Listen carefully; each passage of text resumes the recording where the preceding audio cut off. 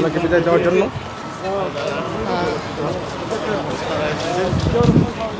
BNP ভারপ্রাপ্ত চেয়ারম্যানের সফরসঙ্গী হিসাবে আছেন জিয়াউর রহমান ফাউন্ডেশনের কোঅর্ডিনেটর।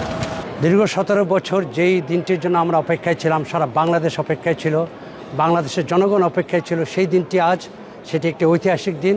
আজকেই আমাদের নেতা প্রিয় তারেক রহমান তিনি যাবেন বাংলাদেশে এই হিথ্রো টার্মিনাল 4 থেকে। সুতরাং এই দিনটি আমাদের জন্য একটি ঐতিহাসিক দিন এবং বাংলাদেশের জন্য একটি ঐতিহাসিক দিন। এবং আজকের এই দিনটি প্রমাণ করছে যে তারেক রহমানের কাছ থেকে বাংলাদেশ দূরে থাকলেও তারেক রহমানের কাছে বাংলাদেশ কখনোই দূরে ছিল না। বাংলাদেশের ছেলে বাংলাদেশে ফিরে যাচ্ছেন, মায়ের কাছে ফিরে যাচ্ছেন।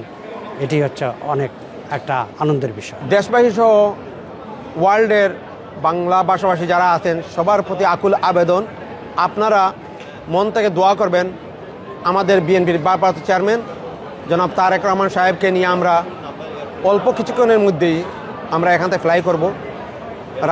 বাংলাদেশ টাইম রাত 12টা 15 এখান থেকে ফ্লাই করবো ইনশাআল্লাহ। আগামীকাল সকাল 11:55 ঢাকাতে অবতরণ করবে। সবার কাছে দোয়া চাচ্ছি, আপনারা দোয়া করবেন যেন আল্লাহ তাআলা সহি সালামতে উনাকে ঢাকাতে যে বিমানটি নিয়ে যাচ্ছে বিমানটি অবতরণ করতে পারে, এই জন্য আপনাদের কাছে দোয়া চাচ্ছি। সিলেটে কত সময় থাকবে? সিলেটে অ্যাবাউট 45 মিনিট টু 1 আওয়ার এইখান থেকে। কি করবেন? না ফ্লাইটে না, উনি নামবেন না, ফ্লাইটেই থাকবেন। ফ্লাইটে ঢাকায় পৌঁছবেন যে কয়টায়? ঢাকায় 11:55।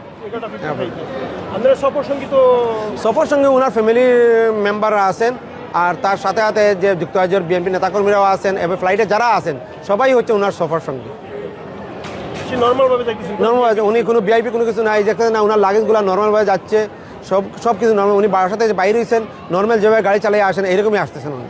আপনারা এত কষ্ট করে আমাদের প্রিয় নেতা বাংলাদেশ জাতীয়তাবাদী দল বিএনপির ভারপ্রাপ্ত চেয়ারম্যান জনাব তারেক রহমান সাহেব আজকে যাবেন, ওটা আগামীকাল বাংলাদেশে পৌঁছাবেন। আপনারা ওনার জন্য দোয়া করবেন, বিশেষ করে উনি যাতে বাংলাদেশের মানুষের আশা আকাঙ্ক্ষা বাস্তবায়ন করতে পারেন, আমরা এই দোয়া কামনা করি।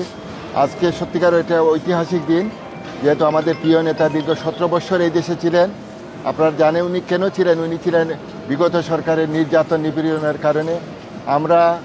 উনি আগামীকাল যাবেন, বাংলাদেশের মানুষ ওনার জন্য অধীর আগ্রহে অপেক্ষা করছে। যে আমরা সবার কাছে আবারও, বিশেষ করে প্রবাসের সবার কাছে আমরা সবিনয় অনুরোধ জানাচ্ছি ওনার জন্য দোয়া করবেন, যাতে উনি বাংলাদেশের মানুষের আশা আকাঙ্ক্ষা বাস্তবায়নে কাজ করতে পারেন।